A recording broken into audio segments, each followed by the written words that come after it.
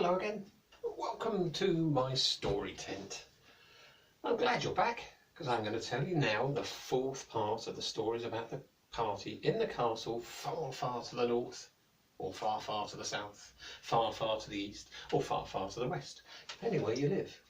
This is the story about the princess and her party. Now, the castle, on top of a mountain surrounded by a forest far to the north, has many, many people living in it. In there is a king, there is a queen, there is a prince, there is a princess. There are all the royal family. There are uncles and aunts and nephews and cousins and nieces and grandparents. There are many people who live in the castle. There is a wizard. There is a lady who lives in the tower. There are lots of entertainers, as we have found out. There is a stable boy. There are cooks and chefs, knights and soldiers, cleaners and servants, all sorts of people. The lowest of the low, unfortunately, in the castle are two caretakers. The head caretaker is called Keith. Now Keith is a little bit of a bully. The assistant caretaker is Sven. Now Keith will poke Sven in the ribs quite harshly and make him do all the work. He'll say, poke, poke, poke, poke, poke, Sven, Sven, Sven, Sven, Sven. Go and clean out all the toilets. Or he'll poke him in the ribs. And he'll go, poke, poke, poke, poke, poke, poke, poke. Sven, go and clean all the windows in the castle. Or he'll say, Sven, Sven, Sven, Sven, Sven, I want you to polish every single sword in the armoury. And Sven will sigh and say, oh, okay then. And he'll go off and do it. Now one night, Sven was in the king's apartment and he was mopping the floor.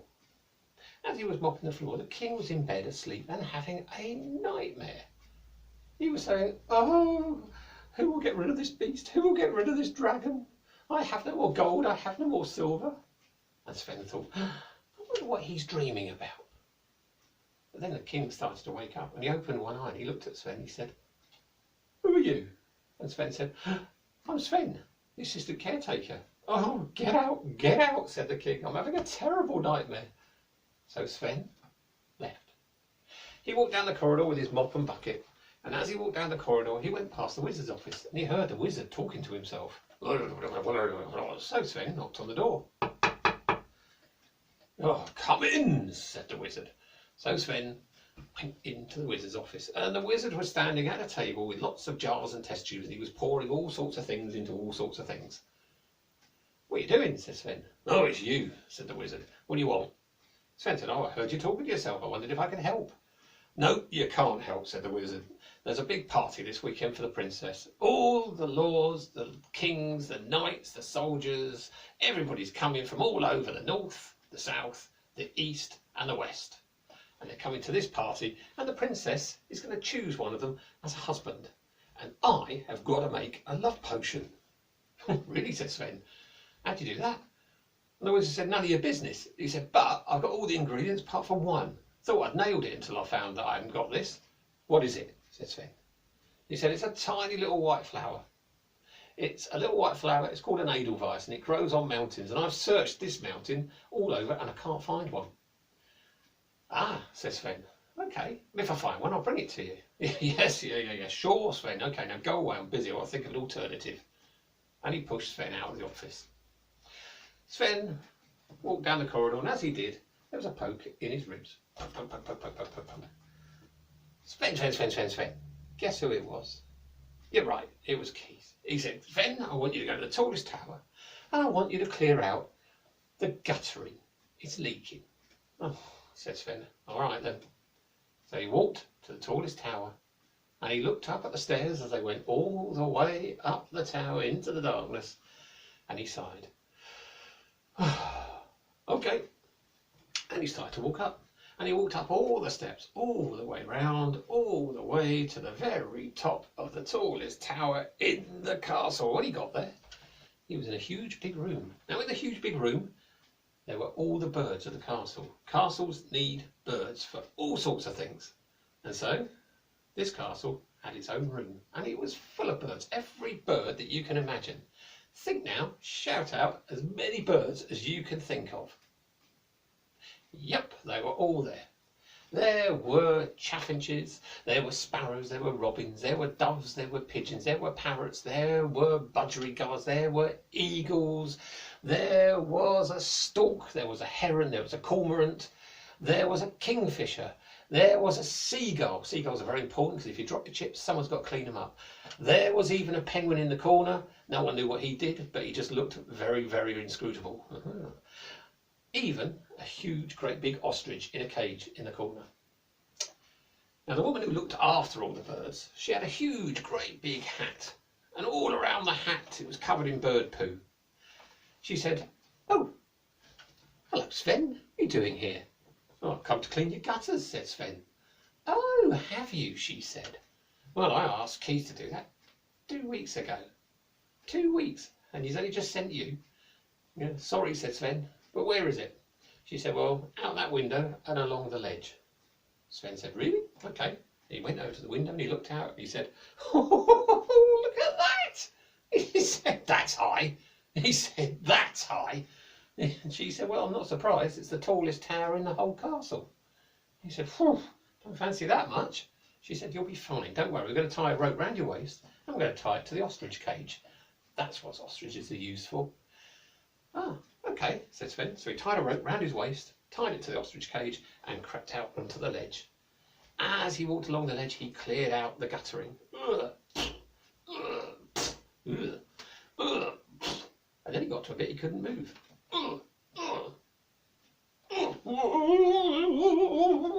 He nearly fell. The woman pulled on the rope and he popped back in through the window. He said, "That was terrible."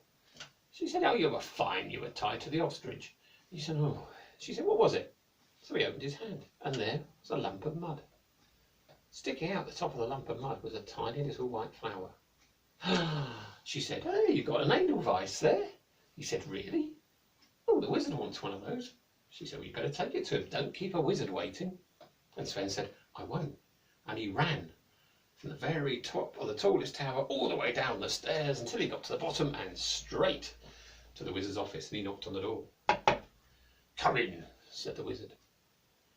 So Sven went into the office, and the wizard was now covered in all sorts of liquid and stuff as he was trying to make a potion. Sven said, "Look what I found." "What is it?" said the wizard. And Sven opened his hand. There was a tiny little white flower. "Oh," said the wizard, "brilliant, thank you, Sven." And Sven said, "Oh, no, we're going to swap." "Swap? Swap?" said the wizard. He said, "Well, I'm not going to make you handsome like that storytelling bloke, and I'm not going to give you loads of money. What do you want, Sven?" Sven said, "I don't want any of that." He said, "I'll tell you what I want." He said, "I want a potion that I can find out what people are dreaming about." "Is that all?" said the wizard. "Look, I've got one of these in my pocket. Hold on a sec. There it is." He said, "See that tiny little bottle?" He said, "If you put a drop of that in someone's ear and take a drop yourself, the world will go all wavy. But don't worry about that." He said, "When it clears, you'll be in their dream. They won't be able to see you, but you'll be able to see what they're dreaming about." "Perfect," said Sven. And he took the little bottle and he gave the wizard the edelweiss. And he left. He went back to the king's apartment. He started to mop the floor again, and the king was having his nightmare. "Oh, I have no more gold, I have no more silver. Oh, who will rid me of this beast?" So Sven took his little bottle. He dropped a drop in his ear, took a drop himself. The world did indeed go all wavy. And when it cleared, Sven was standing in a huge cave. He looked around. He saw the king. The king was facing forward and he was saying, "I have no more gold, I have no more silver." And he was talking to a huge, great, big, green dragon. The dragon was sat on a big pile of gold and jewels. The dragon said, "Well, if you don't have any more gold or silver or jewels, I will start eating your people." And he said, "And you know what? I might start with the princess." "Ooh," said the king. Oh, I know. I've got my wife's necklace. I gave it to her on her wedding day. I'll get that for you. I'll get that." And the dragon said, "That would do nicely for now." But Sven had noticed, sticking out the pile of gold and jewels, there was a golden sword. He crept forward. He took the sword out of the pile, and he looked up at the huge, great, big, green, scaly dragon. And then he thrust the sword straight through the dragon's heart. The dragon let out a moan and fell down dead. The king looked round. Who's there? Who's there? But the world went all wavy, and when it cleared, they were back in the king's bedroom. The king opened his eyes. He said, "Oh, who are you?" He said, "I'm Sven, the assistant caretaker." "Get out, my dreams are getting worse," said the king. So Sven left. But he didn't go back to his own room. He went out of the castle all the way down the mountain to the caves at the bottom of the mountain, and he searched around all the caves until he found one that was full of gold and silver and jewels, and lying beside it was a dead dragon. He took the sword out of the dragon and he cut the dragon's head off. He then carried the dragon's head all the way up the mountain until he got to the castle. As he went through the castle gates, people started to notice. Well, you would, wouldn't you? And people started to say, "There's a man there. There's a man there with a dragon's head. There's a man, look, with a dragon's head, look." And the king even came out onto his balcony. He said, "You there, you stop with the dragon's head." And Sven turned round and was about to speak when he was pushed roughly to one side. It was Keith.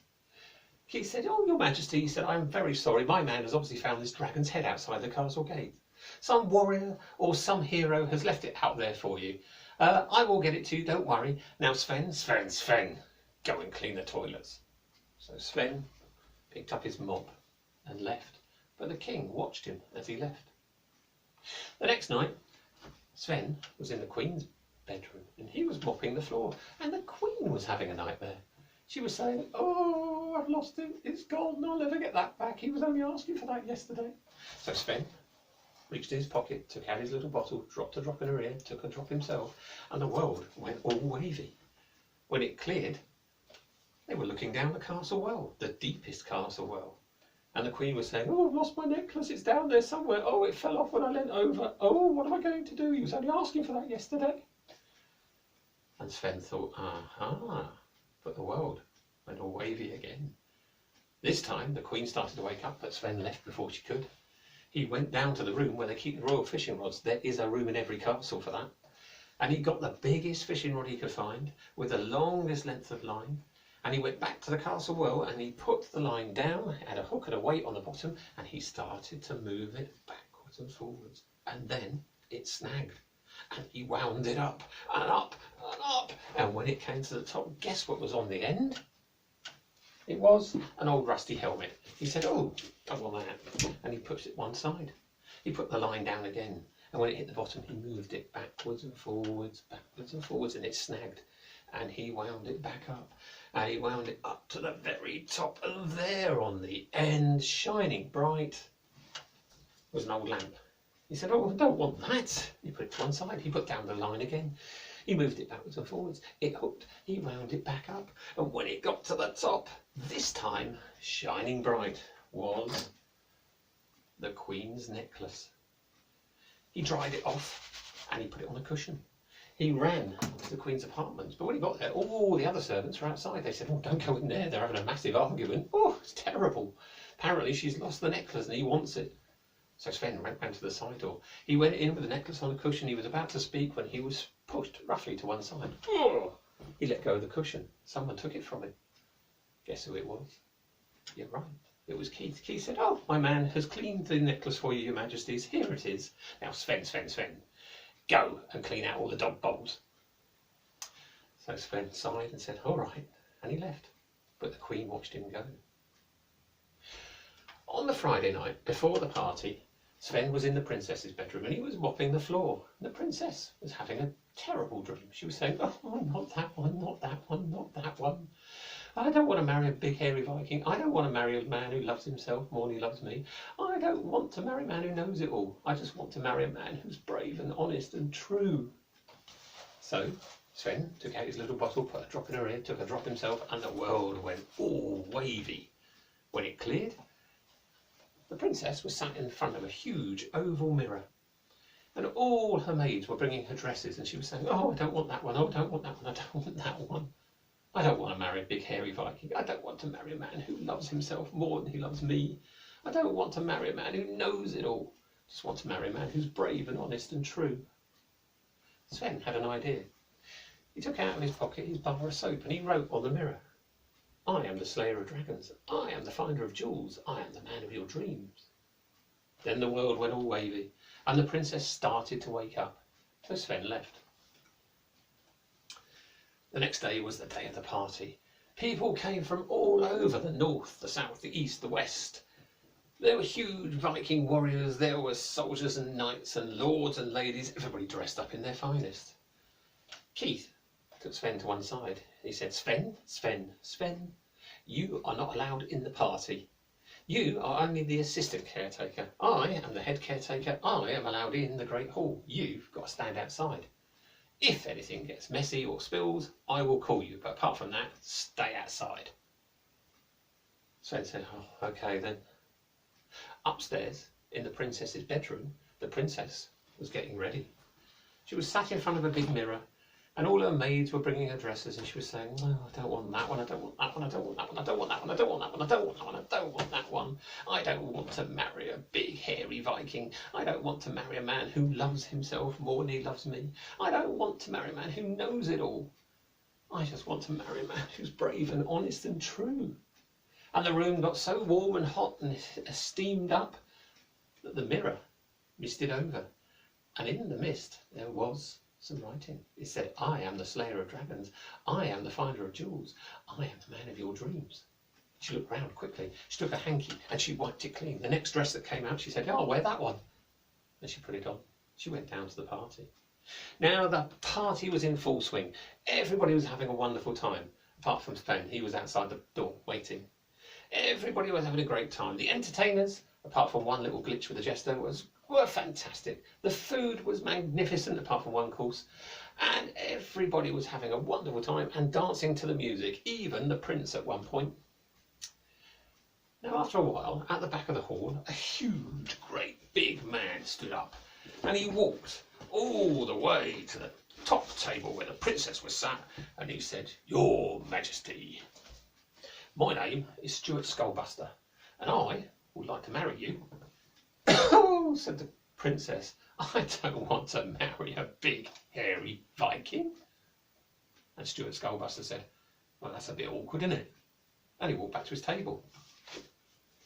A little while later, a man stood up at the back of the hall, and he checked his hair, he checked his moustache, he put his glasses on straight, then he checked his waistcoat, then he took it off, and he put on a different waistcoat, and then he checked his moustache again, then he checked his whole appearance again, and he started to walk up the hall. But it took him half an hour, because every time he saw a reflection, he stopped and tried to sort out his hair, his moustache, his waistcoat.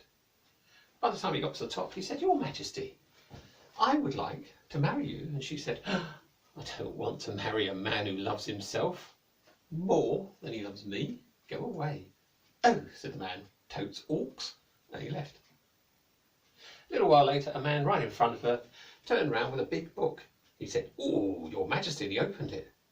"Did you know?" And she said, "No, and I don't want to. Go away." Said the man. Couldn't find that in the book, and as he turned round, he knocked her wine over. It went all over the table. Keith at the back of the room, he shouted, "Sven, Sven, Sven, bring your mop, bring your bucket." And Sven ran into the room. He went up to the top table with his mop and bucket. He wiped up all the wine, and then to clean the stain, he took his soap out of his pocket. He scrubbed the table, and as he was about to wipe it up, the princess sniffed. She said, "I recognise that smell. I recognise that smell." She looked at Sven. She said, Are you the slayer of dragons? Are you the finder of jewels? Are you the man of my dreams?" And Sven said, "Yes, I am." Well, the princess stopped the party. She said, "Father, father?" And the king said, "Yes." She said, "I want to marry that man." The king said, "Well, this one." She said, "Yep, that one. He is brave, he is honest, he is true." The king said, "You can't marry him, he's the caretaker." "Well, he's not even the caretaker, he's the assistant caretaker. You can't marry him." The princess said, "Well, you're king. Make him a prince." The king said, that is true, I am the king, and I can do that. He said, all right, you're now a prince. And so Sven became Prince Sven. And he married the princess. And everything was wonderful. Eventually, Prince Sven became King Sven. And everybody in the whole of the country, in the castle on top of the mountain surrounded by forests far, far to the north, south, east or west, depending where you are, were happy. And everybody lived happily ever after. Apart from one man. That man was, yep, you guessed it, Keith. And he's not happy because he has to clean the toilets on his own now. And that is the last story in the party to the north. Now I will come back and I will tell you more stories in the near future. I'm going to tell you stories for younger people. I'm going to tell you stories for older people. I'm going to tell you some slightly spooky stories at some point. That might even be live. If you keep checking out my Facebook page, and you'll find Jacob Cracker or Walk the Lines, you will find me, and I will tell you when these stories are going to be. Or you can look at my webpage, www.markfraser-storyteller.com, and these stories appear in books that I write and I illustrate. If you'd like to buy them, please do. Through these difficult times, every penny helps. In the meantime, I will see you again, and don't forget there are many storytellers online to watch. And remember, tomorrow is another story. Goodbye.